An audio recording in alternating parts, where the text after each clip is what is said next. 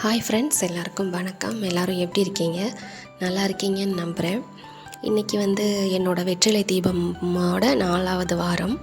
நான் ஏற்கனவே 3 வாரம் போட்டேன். இது 4வது வாரம். செவ்வாய்க்கிழமை சுப ஹோரையில் வெற்றிலை தீபம் போட்டால் நினச்ச காரியம் நடக்கும். நம்ம வேண்டுதலை நம்மளோட மன கஷ்டத்தை இந்த முருகன்கிட்ட சொல்லி வேண்டிக்கிட்டோம் அப்படின்னா நமக்கு நல்லதை நடத்தி கொடுப்பாரு.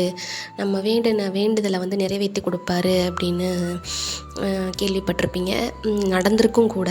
அதனால் நானும் என்னோடய கஷ்டத்தை சொல்லி நான் வெற்றிலை தீபம் போட ஸ்டார்ட் பண்ணிட்டேன். இது 4வது வாரம்.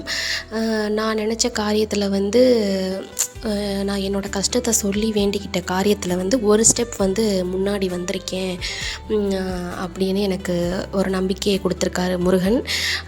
இதை தொடர்ச்சியாக நான் 9 வாரங்கள் வெற்றிலை தீபம் கண்டிப்பாக போடுவேன்.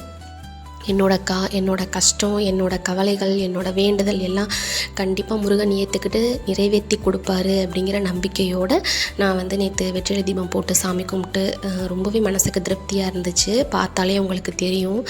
பூவெல்லாம் போட்டு அலங்காரம் பண்ணோன்னே அப்படி அந்த இடம் பார்க்கவே அப்படியே ரொம்ப பக்திமயமாக அப்படியே மனசுக்கு ரொம்ப நிம்மதியாக ஒரு கோவிலுக்கே போயிட்டு வந்த சந்தோஷம் எனக்கு கிடச்சிது. எப்போயுமே வீட்டில் விளக்கேற்றி சாமி கும்பிடும்போது நமக்கு அப்படி தான் இருக்கும். இந்த வெற்றிலை தீபம் போட ஆரம்பித்த நாள்லேருந்து நான் ஒவ்வொரு ஸ்டெப்பாக கொஞ்சம் மேலே வர மாதிரி எனக்கே தெரியுது.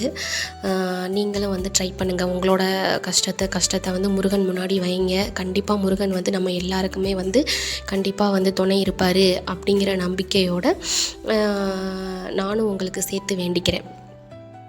அதனால் முருகன் அருள் நம்ம எல்லாருக்குமே கிடைக்கணும் அப்படின்னு நானும் உங்கள் எல்லாருக்காண்டியும் வேண்டிக்கிறேன்.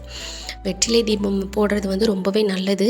கண்டிப்பாக நீங்களும் போடுங்க. நம்ம கஷ்டம் எல்லாம் முருகன் நிறைவேற்றி கொடுப்பாரு.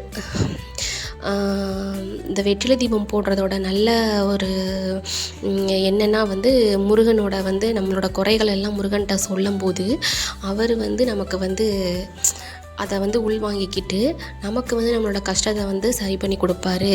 நம்ம எவ்வளோ ஒரு கஷ்டத்தில் இருந்தாலும் அந்த கஷ்டங்கள் சரியாகும் அப்படிங்கிற ஒரு திருப்தி நமக்கு கிடைக்கும்.